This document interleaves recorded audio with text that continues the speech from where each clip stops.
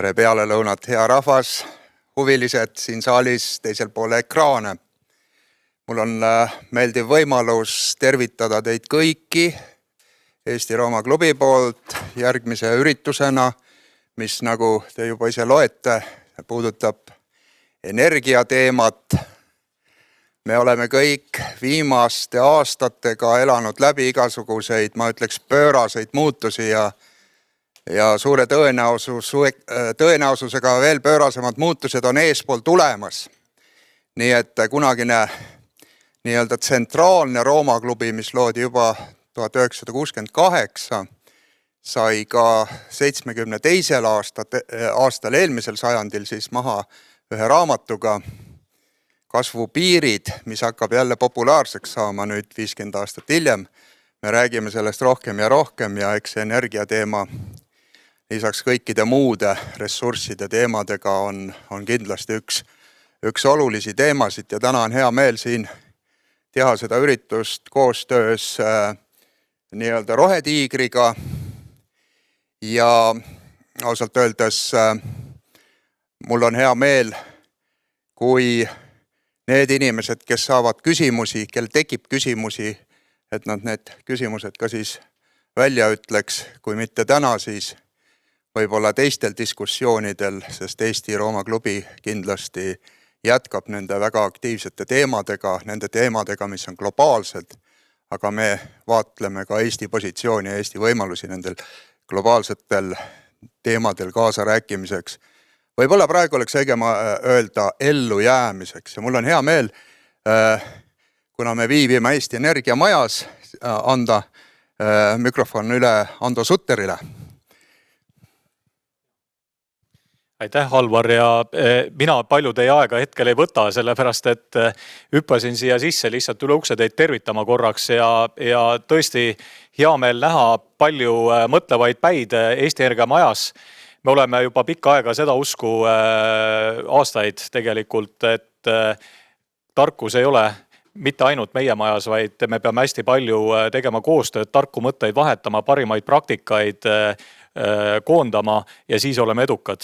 Eriti tänasel päeval, et kui me võtame selle energiatrilemma, et meil on keskkonnaprobleemid, suured väljakutsed, väga suured, siis alles äsja rääkisime taskukohasusest, oli väga suur teema alates novembrikuust, eriti siis, kui detsembriarved tulid, eks ole. Ja nüüd oleme jõudnud julgeoleku teemadeni, energiajulgeoleku teemani ja need ongi need energiatrilemma kolmnurka ja nad on me viimase 2 aastaga kõik eriti valusalt meid nüpeldanud.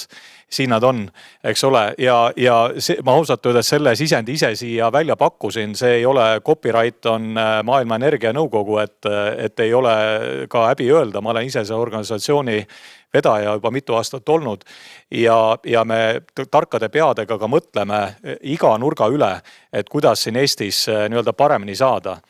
Aga kes oleks võinud seda arvata, et taskukohasuse nurk kaalub üles keskkonnanurga ja siis tuleb julgeoleku nurk ja kaalub need kõik 2 nurka veel korra üle ja kõik see juhtub kuudega. Ehk kui keegi veel arvas, et midagi siin maailmas on kindlalt ja jäävad, siis täna ilmselt neid arvaid enam ei ole, nii et me peame sisuliselt olema täna valmis kõigeks. Ja kuidas neid 3 nurka siiski täna, et mitte rääkida ainult julgeoleku nurgast, aga ikkagi rääkida keskkonnanurgast ja vaikselt veel unistada ka sellest taskukohasuse nurgast, vot see on see küsimus.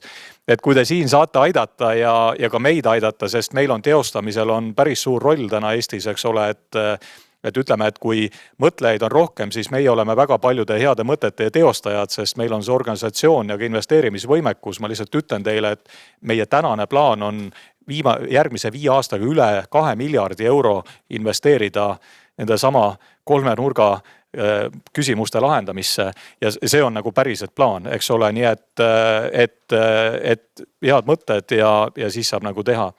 Ehk mina omalt poolt ütlen, et teeme kõik, et tuled põleksid, et andke andeks, kui arved on liiga kõrged olnud, ärge pikka viha pidage.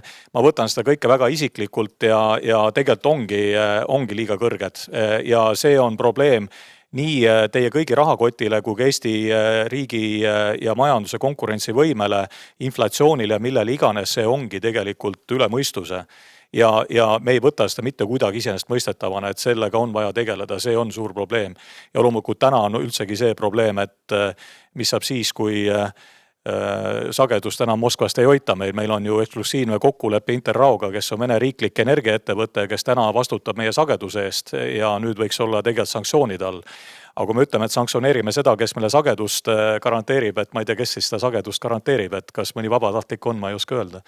Et selles mõttes need väljakutsed on täna üksjagu, aga ma usun, et rohetiigri teemad on jätkuvalt väga olulised ja ma usun, et küll me selle rohetiigriga ära taltsutame ja jätame tuled põlema ja suudame selle arve kinni ka maksta. Aga jõudu teile!